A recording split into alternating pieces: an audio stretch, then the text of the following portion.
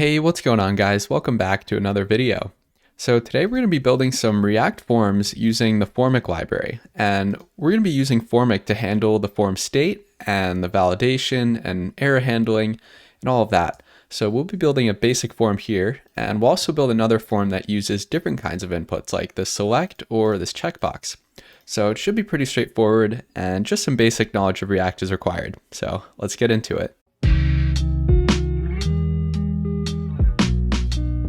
All right, so I have the starter files open here, and these are going to be in the description below as always, so you guys can follow along. So right now we just have these two forms, and they have a single label and an input. And if I open up the app, we have our view in state here, and in our nav links, we just basically set the view to either basic or advanced. And then down here, based on that view, we either display the basic form or the advanced. So if I open up the basic form, this is just a bare bone HTML form. And typically with React forms, when you're not using Formic, you would have some sort of state above. And in our case, since we have an email input, the state would be email. And down here, the value of this input would be equal to the email state.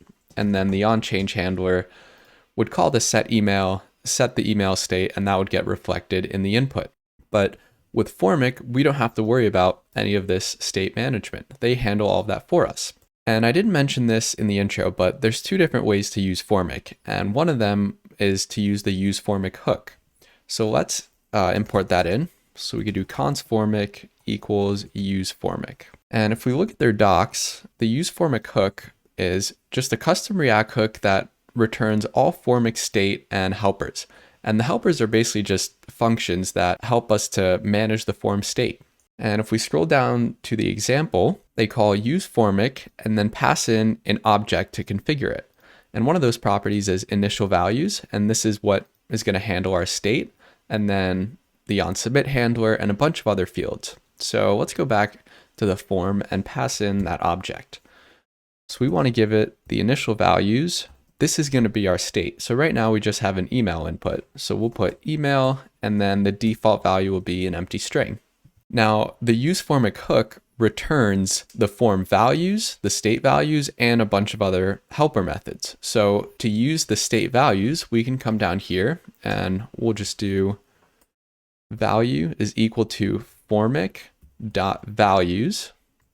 And this property is going to be equal to these values here that we defined up here in our state, and we want the email property, so we'll do dot email. And then on the onChange, instead of defining our own function, we're going to call the Formic dot handle change.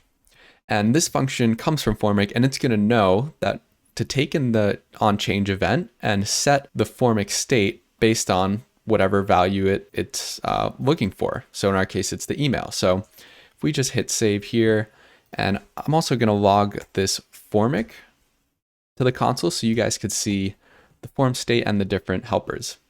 So we'll hit save and go back to our app and open up the console here.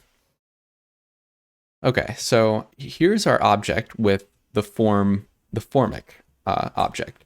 So if we see here, there's a ton of different methods, and if we scroll down to the bottom, we could see values here, and it has our email. So that's when we tapped into Formic, which is this object, .values.email. So if we type here, ASD, we come down, go to the values, we'll see that here.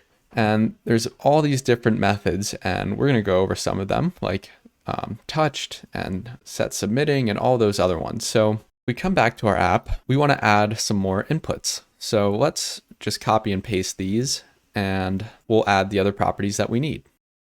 So I went ahead and copy and pasted the rest of the values, and they're basically identical to this email. So for age, we have a type number, and it's tracked by the values.age. I also added this on blur, and this basically validates the form when you click off of the input. So I'll add that to our email. And then for our password, it's going to be of type password with the password value in the state. And then same thing for the confirm password. So let's also add a submit button down here. And that'll just submit the form. And then I'm going to add those pieces of state up here. So age is going to be empty, and then password.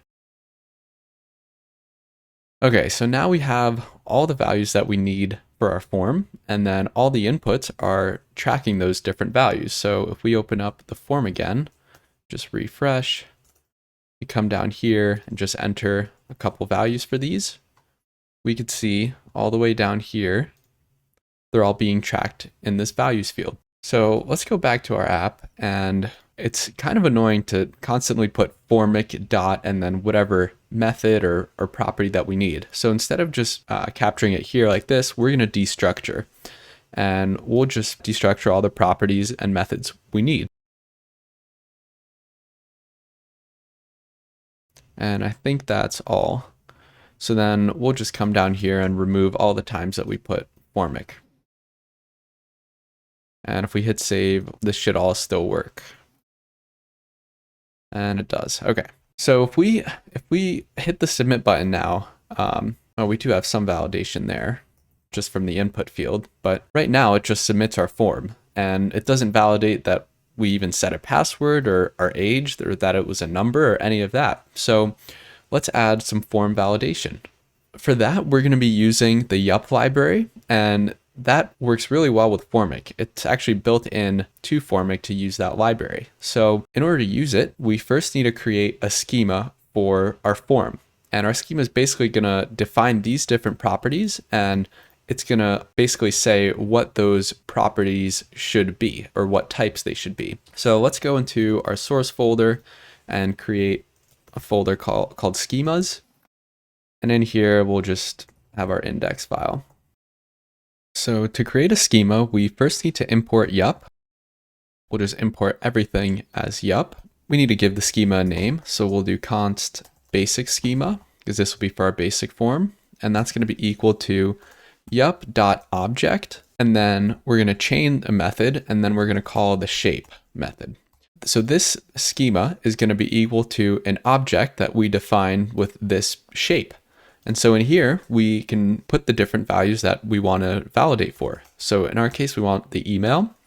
And then for the value here, we can call yup and then a bunch of different methods that will describe the type and some other validation that we want. So we can say that we want it to be a string, and we also want it to be an email. So yup will validate that it's an actual email. And then we can also pass in an error message if this validation fails. So we can just put something like, please enter a valid email. And then lastly, we want it to be required. So we'll call the dot required method. For our age, we want it to be a number. So we'll do yup.number, and it needs to be positive. Also needs to be an integer. So we'll add that. And we also want to make it required. And we'll also give the required field a custom message, and we'll just make it something simple and concise. Now for the password, we want to make it a little more complicated. So we'll do yup.string, and we want it to be a minimum of 5 characters. So we'll call the min method and pass in 5. And then we also want it to match a certain regular expression. So for that, we need to call the matches method. And the first parameter here is your regular expression. So I'm just going to paste that in. And so these are our password rules. If you don't know anything about regular expressions, they're basically just a way to validate some sort of inputs based on these rules that we found or that we defined here.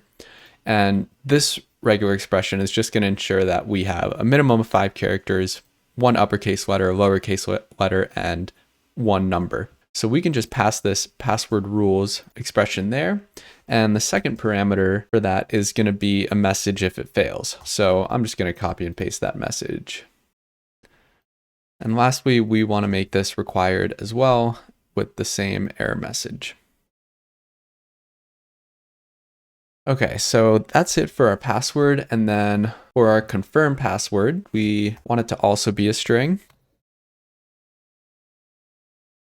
And we're going to call the oneOf method. And the first parameter that we pass in is an array, and that's going to be an array of different values. So in our case, we want to make sure that this confirmed password is of the same value as this here. And for that, we can call yup.ref, and that stands for reference. And then we'll pass in the value or the property that we want to reference. So we want the password up here. So we'll call ref of the password, and then we'll give it a null default value if it doesn't find it or it's not defined or whatever. So, and then we'll also pass in an error message if this field fails. So passwords must match. And lastly, it's going to be required. Okay, so now that our schema is defined, let's use that in our form. So we first have to export this. So we'll do export const basic schema. And now in our form, we could come down here in the use Formic configuration, we could define the validation schema down here. And this will be equal to the schema that we defined here. So I'll just copy basic schema and import it at the top. So now our form is going to know to use this schema. And when we try to submit it, it'll validate the form and basically display any error message or if any of the fields didn't pass. Now we need to define a submit handler. So in our form, we could call onSubmit here, and this will be equal to the Formic handle submit method. So let's just grab that here, and we'll just pass this into our onSubmit handler. And so when the form is submitted, it's going to call the Formic handle submit, and this function is going to call what we define here as the onSubmit handler. So let's just define that up here. Okay, so when the form is submitted, it'll run handle submit, which will then call this onSubmit function that we defined up here. And to see if there were any validation errors, we need to grab the errors property from use Formic, and then we'll just log that to the console so you guys can see what that looks like. So we hit save and go back to our app. Let's just refresh, and you could see first our errors object is empty. But if I add, say, a password, you could see here our form validates, and the age, its error is that it's required. The confirm password also has an error and the message is required, and same with the email. And then for our password, you could see that it must be at least, the character, 5 characters long, whatever we defined in our schema. So you could see that in that errors property, we have an object that has all of our state properties, our form state, and it has an error message for each property. But say if we have a valid property, like age is a number and that's valid, if we go down, you could see that the age is no longer defined here. So back in our form, right now it's not displaying any sort of error state. So we want to show that the form is in error. So in our form, we want to go down to the input and we want to add a class name. And instead of hard coding it here, we want to dynamically add the class. So first we need to check that errors object and see if the email exists. So if errors.email exists, that means that there's an error in that field. And if it does, we're going to give it an input error class. And otherwise, if it doesn't exist, we'll just leave it empty. So we haven't defined the class yet, so let's do that. I'm just going to copy and paste some styles. Now, if we hit save and we go back to our app, we could see that it's in the error state. And now if we enter an email, it should go away. But then when it's not valid, it'll have this error message here that's defined, and it will then add this class. Another thing I want to add is right now, if we refresh, and right when we typed, it instantly went into the error field. But we want to wait for the user to actually finish whatever they input, and then when they click out of the form, that's when it actually validates. So for that, we can add, well, first we need to grab the touched property. And that's basically going to track whether the field has been touched or used. So down here, we can also check touched.email. And we're just going to add the and operator. So first it's going to check if there's an error. Initially, when they've hit the first letter, it will be an error because that's not a valid email with just one letter. And then it's going to check if it was touched. And initially this will be undefined because it first waits for them to input the whole field and click out of it. And if that's true, if they've clicked out of it and there's an error, then display the error class. So if we hit save and I refresh this and I type here, this isn't a valid email, but it's not in the error state. But right when I click off of it, it'll go into the error. So we can just copy and paste this class name for all of the different inputs.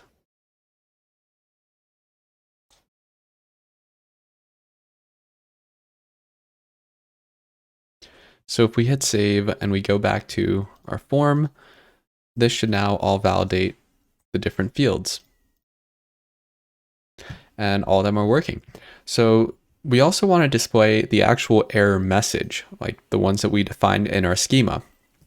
So let's go back to our form, and below the input, we want to check for these same things. So we're going to check that there's an email property on the errors and that it was touched. And if that's true, then we're just going to output a paragraph tag.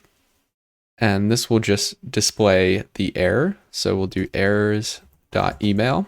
And then we also want to give this a class name of error. And that'll just style it. So if we hit save, we come back, we should see that message there. So I'm just going to add that to the rest of the inputs.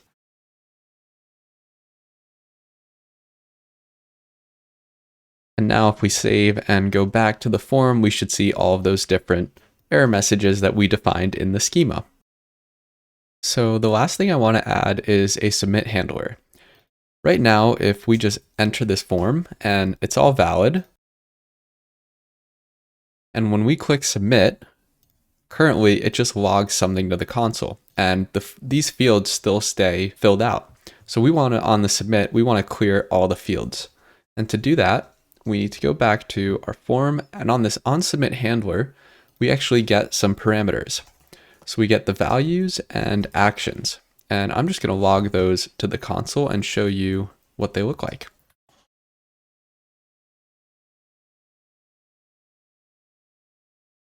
So I'll hit save there and then resubmit the form. I'll clear this. So first our values, and this is an object here, and it has all our form state, like our age, confirm password, and all those values. And the second one is the actions, and these are all the different Formic helpers or different methods that help us interact with the form. And the one that we're interested in is reset form here, and that's going to reset all the inputs. But we want to mimic a API request, so I'm just going to paste in this code, and this is just going to create a new promise that will wait for 1 second and then resolve to pretty much nothing. And then after that, we're going to call actions, and we wanted the reset form method. So we'll just call that, and this needs to be async. And now if we go back to the form, and actually one more thing I want to add is when our form is being submitted, we want to somehow display that to the user so it doesn't look like the page just froze. So for that, in the use Formic hook, we can also get the is submitting property. And when the user clicks submit, that's going to be true. So down here, we want to say that the button will be disabled when is submitting is true. We also want to give it a class name, or actually when it's in the submitting state, we want to target that in the CSS. And I'm just going to copy and paste some basic styles, and we're going to check for any button when it's in the disabled state. We're going to just lower the opacity. So it's going to be a kind of blurred out effect. So if we go back to our form, and I'm going to re-input this. So now if I just click submit, we should see it blurred out, and then the form is cleared. So this form is pretty much done. And those are kind of the most common methods that you're going to be typically using. And this is the way that you do it with the use Formic hook. So in the next form, I'm going to show you how to do it using Formic Components. And it's a little bit different, but follows a very similar pattern. Now, the first thing I want to do is to look at the Formic docs.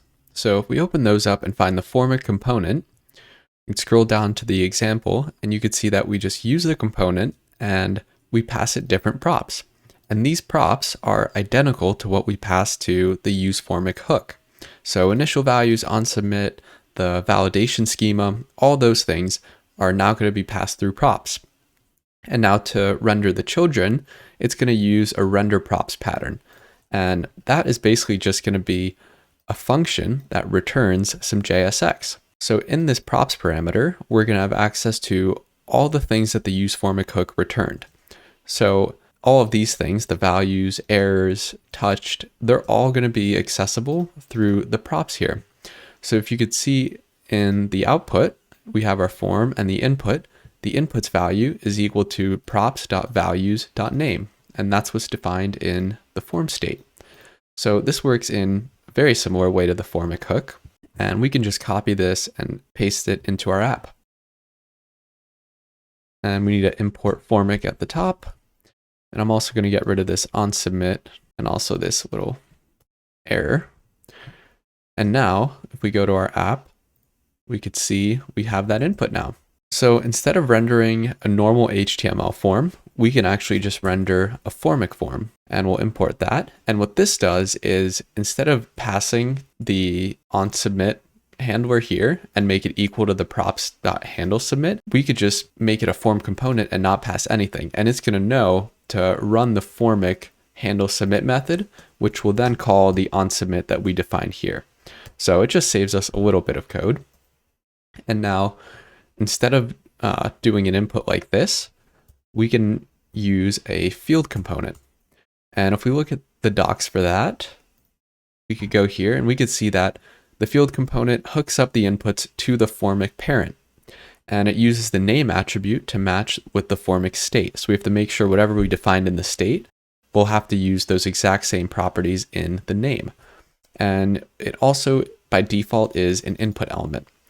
And if we want to change that to like a select, for example, we could just pass in the as prop and do it as select.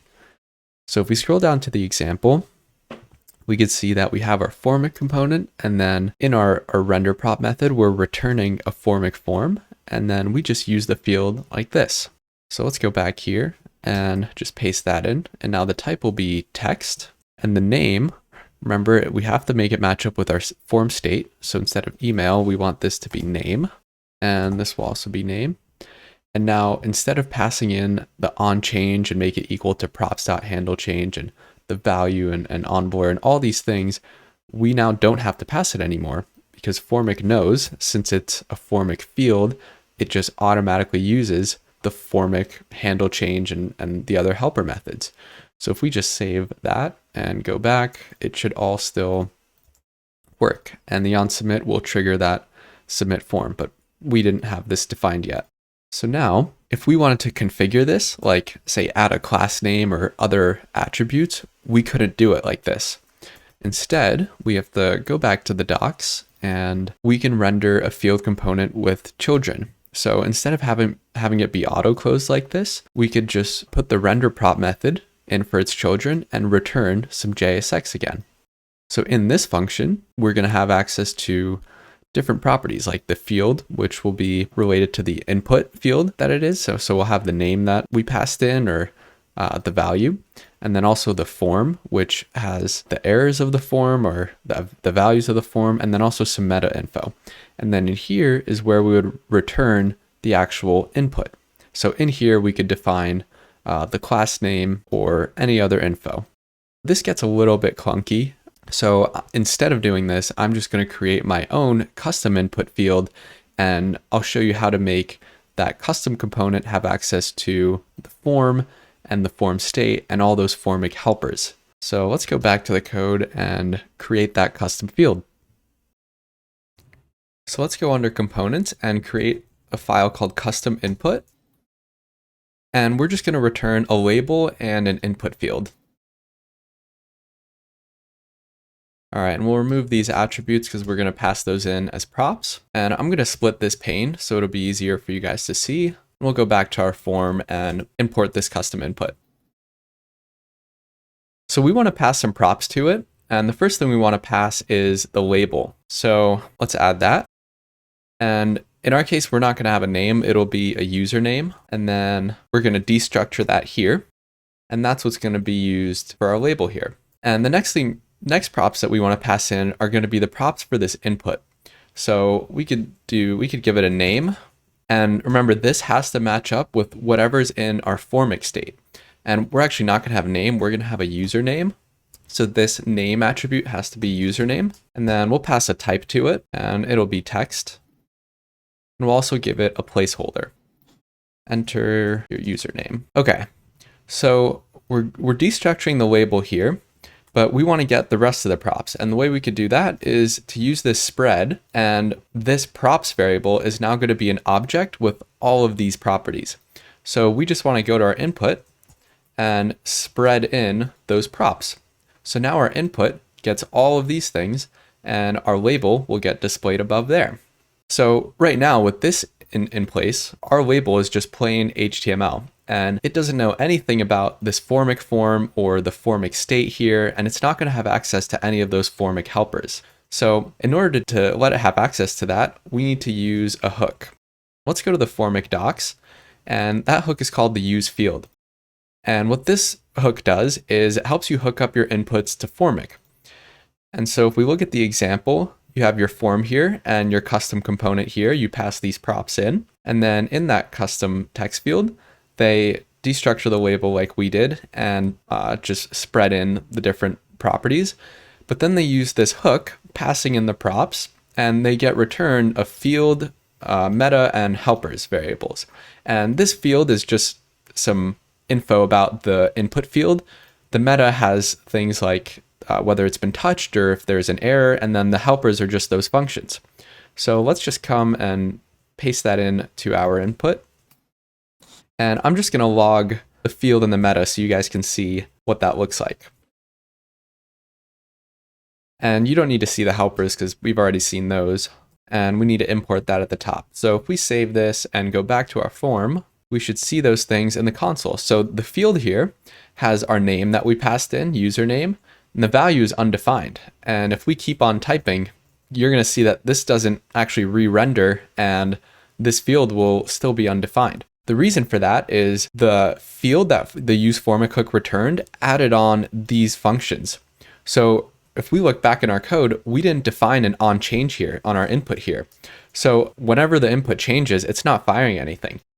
In order to use the Formic onChange that'll hook it up to the Formic state, we need to spread these functions into our input. So then the input gets hooked up to Formic. Let's go, and we have our field here, and remember it's this object, and we just want to spread that into our input. So we could just spread it like that, and now this input is going to have the name, the value, and these functions. And the next thing we have here is the meta, and this has some other helpful properties like the error state for the input and whether it's been touched or not. So we can use these to display either the error message or add that error class. So now that we're passing those in, if we hit save and you come back here and you type, you should see that the value is now being updated here. And the error is undefined, and if we leave it blank, there should still be no error because we don't actually have any form validation. So let's go back to our Formic form here, and we need to add a schema. So let's go back here and create that schema. So I'm just going to paste this in so you don't have to watch me type, and then I'll go over it. So here in our schema, we have a username, a job type, and an accepted TOS field.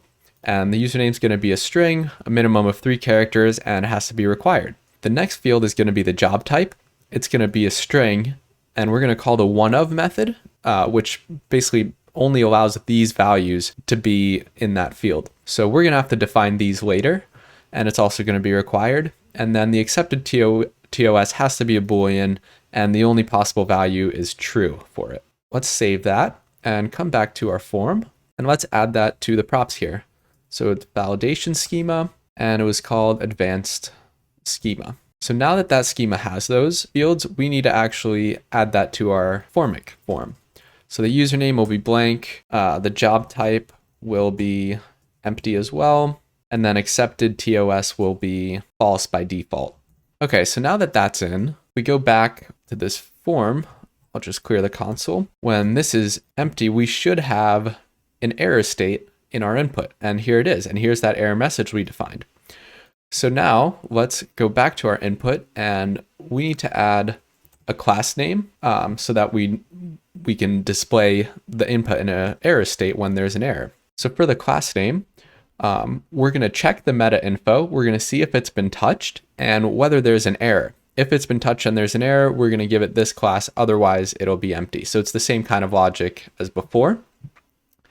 And then below this, we're going to want to add some helper text, and that's going to display our error message. So this is going to check for those same two things, and if they're true, meaning there's an error, it's just going to display a div with the actual error message and pass an error class, which will just make it red for the text. So if we go back, we can now see that. And when we satisfy the form, it goes away.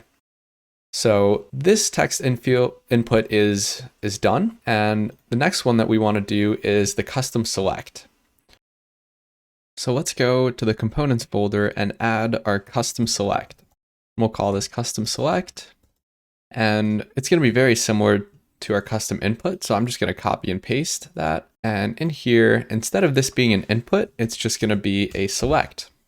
And again, we're going to get the label, pass that in, pass in the Formic field props, which will have those functions, and it's going to work the exact same way. So now let's go and we'll actually change this to custom select. And now let's go back to our form and import that. So in here, we want to pass some props again, and we'll give it a label, and we could say job type. And then we also need to give it a name, and the name we defined is here, job type. And lastly, a placeholder. And we just need to import this at the top. And now if we hit save, we should see that in our app here. So this is in an error state because we haven't given any options to the select. So let's add those. And I'm just going to paste those in. So now all of these options are going to be children of this custom select, which is going to be a label and this select element here. So all these values, I'll close that out. All these values, developer, designer, manager, that's what we defined in our schema right here. So these are the only valid options. So that's what that value has to be. And the default option is going to be just an empty string that says, please select a job. So if we hit save, we should see, please select a job. And when we select a valid one, the error goes away. So that's it for our select. And now we just need to add our checkbox. So let's go under components and create a file called custom checkbox. And this is going to be very similar to our custom input. So let's just copy and paste that over and we'll rename it. And now instead of displaying a label, we are just going to do a span.